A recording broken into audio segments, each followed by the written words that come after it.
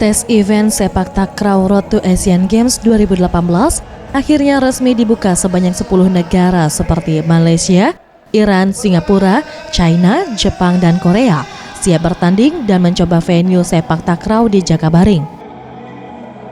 Menurut Datu Abdul Halim bin Kader, Presiden Federasi Sepak Takraw Asia atau ASTAF, mengungkapkan dari kesiapan venue yang saat ini sedang dilakukan perbaikan mengalami progres yang sangat baik untuk 2 venue disiapkan, yaitu Gor Ranau dan Dempo untuk cabur sepak takraw di Asian Games 2018. 1 venue untuk pemanasan atlet dan venue utama untuk pertandingan. Untuk tes event ini hanya menggunakan venue pemanasan karena venue utama masih belum siap. Ini bukan venue untuk Asian Games.